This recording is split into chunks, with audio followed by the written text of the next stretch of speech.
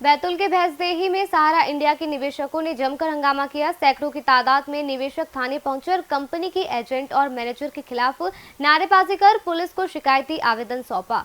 इतना ही नहीं बल्कि हंगामा करने वाले निवेशकों ने कंपनी के कार्यालय को भी बंद कर दिया। निवेशकों का आरोप है कि एजेंटों द्वारा जमाकर्ताओं पर कंपनी में पैसे जमा करने के लिए दबाव डाला जा रहा है। धमकियां दी जा रही है कि जो पैसे जमा करना बंद कर देंगे उनके पैसे डूब जाएंगे। लोगों ने अपनी गाढ़ी कमाई से पैसे बचाकर जमा किया है, लेकिन समय बीतने के बाद भी उनके खातों में पैसे नहीं आ रहे हैं। जमाकर्ताओं ने प्रशासन से मांग करते हुए कहा कि उनका पैसा दिलवाया जाए और भैंसदेही के एजेंटों पर कार्रवाई की जाए। जमाकर्ताओं का गुस्सा देखकर पुलिस ने सुरक्षा के कड़े इंतजाम कर रखे थे। हालांकि मौके पर मौजूद पुलिस ने संबंधितों के खिलाफ कार्रवाई करने का आश्वासन दिया है। लक्ष्मी नारायण मालवी। सर बताइए, आज देखा गया है कि भैंसदेही के जो समस्त व्यापारी लोग हैं या और भी अन्य लोग हैं, उनके द्वारा देखा गया है कि आज एक ज्ञापन थाना प्रभारी और भैंसदेही कार्यालय में सौंपा जाए। इस संबंध में यह आवेदन था और आखिर क्यों विरोध किया गया? हम लोग काफी समय से सारा परिवार से पीड़ित जो लोग हैं, हम लोग हमारा ये प्रयास था कि हम सब लोगों को जोड़े। इसमें भैंसदेही नगर परिषद और आसपास के सभी ग्रामीण इलाकों से हमारी माताएं बहनें नौजवान साथी जिन्होंने अपने मेहनत की जमा पूंजी को एफडी और आरडी के रूप में जमा कराई है, जिसकी समय अवधि पूर्ण होने के बाद भी एजेंट लोग के द्वारा पैसा नहीं मिल रहा है और कहते हैं कि तुमसे जो बने सो कर लो। तो हम लोगों को की 3 मांगे हैं कि एक तो सारा ऑफिस बंद हो, दूसरा अवैध वसूली रोकी जाए और हमारी जो समय अवधि जो हो गई है जिस एफडी आरडी की, वो हमें उसका पैसा दिलाया जाए। सर ऐसा कितना पैसा है जो एजेंट के द्वारा नहीं दिया गया है व्यापारी को? कितने करोड़ रुपए की राशि? यहाँ पर 80% लोगों के पैसे सहारा के खाते में जमा है। किसी के 50,000 है, किसी के 1 लाख है, 2 लाख है, 10 लाख है, 20 लाख है। 50 करोड़ रुपए का हेरा फेरी का मामला कम से कम यहाँ के ऑफिस ब्रांच से बनता है। तो एजेंट से जब बोलते हैं पैसे राशि देने का, तो क्या कहता है वो उसका ये कहना पड़ता है कि तुम जाओ मैनेजर से बात करो, और मैनेजर के पास जाते हैं तो बोलता तुम्हारा जो एजेंट है तुम उससे पैसा लो। इस प्रकार के झटके दे के वो हमारे साथियों को परेशान कर रहा है। सर आपने आवेदन में एक चीज लिखी है कि लाखों रुपए की, करोड़ों रुपए की संपत्ति बना ली गई है पैसे से। हाँ, तो ये तो दिख ही रहा ना। बैतूल में भी वो जो उसका ब्रांच मैनेजर अखिलेश गुजरे, उससे बात करने गए थे तो बोले मेरा तो 5 स्टार से भी पूछा बंगला, आओ बोले कभी जरा, क्या बढ़िया सुकून की नींद आती है। इस तरीके से ताने मार के हमारे लोगों को परेशान कर रहा है। और यहाँ पर भी जो एजेंट लोग हैं, इन्होंने भी दुकानें खोल ली है, लग्जरी गाड़ी है, खेत है, बैंक बैलेंस है। ये पैसा इनके पास कहाँ से आया? इसके 10 साल पहले तो ये कुछ नहीं था इनके पास। क्या कार्रवाई की मांग चाहते हैं? हम शासन से मांग करते हैं कि हमें हमारा पैसा दिलाया जाए, अवैध वसूली रोकी जाए और सारा ऑफिस में ताला लगाया जाए।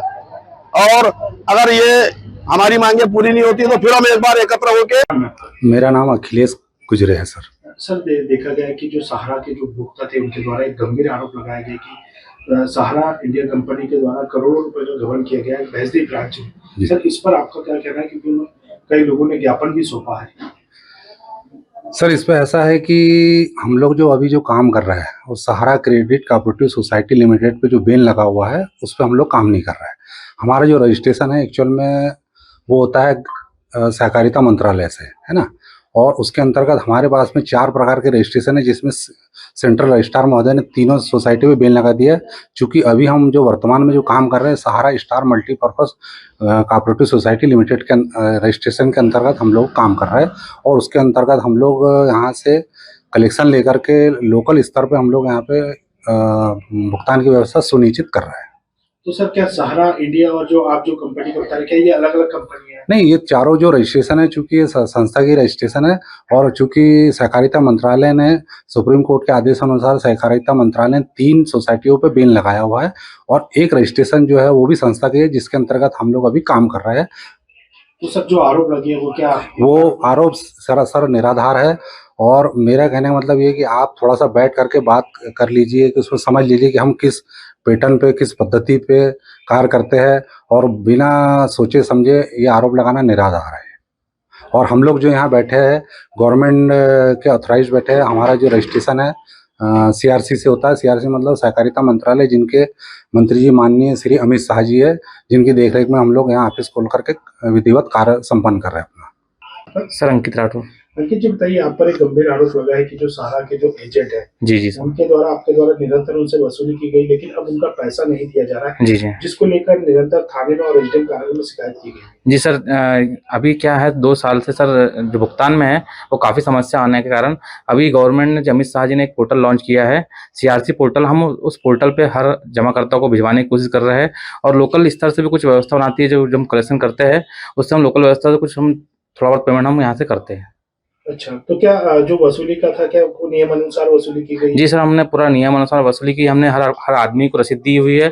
स्टार कोऑपरेटिव सोसाइटी लिमिटेड के अंदर हमने रसीद कटवाई। यहाँ पे हमने हर एक रुपया यहाँ पे जो कस्टमर से लाते थे वो यहाँ जमा किया हुआ है। तो फिर ये गंभीर आरोप क्यों लग रहा है? सर ये गंभीर आरोप कुछ लोग हमारे, नहीं बोला जाए तो अच्छा है बस, क्योंकि कुछ पर्सनली अटैक हम पे किया जा रहा है सर, और कुछ नहीं। आपकी प्रॉपर्टी को लेकर भी आवेदन में जिक्र किया गया है कि करोड़ों रुपए की संपत्ति आपके पास हो चुकी है। सर मैंने सहारा इंडिया में लगभग 12 साल से ज़्यादा काम किया हुआ है सर, और मेरे पापा जी भी खुद एक 20 साल से करीबन सर काम किया हुआ है।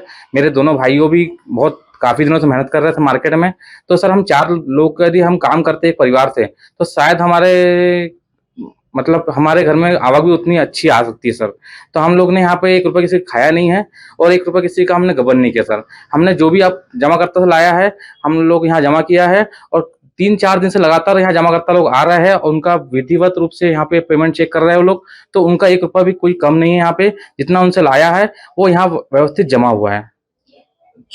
तो ऐसे कितने उपभोक्ताओं का पैसा जमा है इस कंपनी में अभी? सर इसका तो आकलन अभी, बहुत सारे लोग हैं सर यहाँ, तो ऐसा कुछ आकलन नहीं है सर। यानी जो काफ़ी लोग यहाँ पे पेमेंट जमा किए हुए हैं। मैडम, आज महजिस है कि ऐसे कई उपभोक्ता थे जिनके द्वारा सहारा इंडिया में अपने पैसे जमा किए गए थे, और देखा गया कि अंकित राठौर और जो सहारा इंडिया के जो बैंक मैनेजर है उनके खिलाफ आवेदन दिया गया है। किस संबंध में आवेदन दिया गया था और क्या मांगी? आज भैंसदेही निवासी लोगों के द्वारा एक आवेदन दिया गया है, जिसमें एजेंट अंकित राठौर और अन्य जो लोग हैं उनके द्वारा सहारा इंडिया परिवार के नाम से अवैध वसूली की जा रही है, और साथ में जो है उन लोगों को कंटिन्यू जो है जो जमा नहीं करना चाह रहे हैं उनको प्रेशराइज करके कि आप अगर जमा नहीं करेंगे तो आपके पैसे नहीं मिलेंगे, इस तरीके से प्रेशर बनाकर उनसे अवैध वसूली की जा रही, जिसकी ज्ञापन देने आए थे काफ़ी जनसंख्या में 100-200 लोग आए थे ज्ञापन देने के लिए। अभी उनके द्वारा दिया हुआ ज्ञापन हमने ले लिया है और उसकी जांच करेंगे। यदि जो भी दोषी पाए जाएंगे तो वैधानिक कार्रवाई की जाएगी। जब हम राशि का कोई आंकड़ा बताया गया है कि कितनी राशि है? राशि का ऐसे एग्जैक्ट आंकड़ा तो नहीं है, लेकिन काफ़ी संख्या में लोग हैं जो करीबन कहना चाहिए 500-600 लोगों ने पैसे जमा किए हैं, तो अमाउंट काफ़ी है। अभी ऐसा इसमें कहीं राशि लिखकर आवेदन में नहीं दिया है।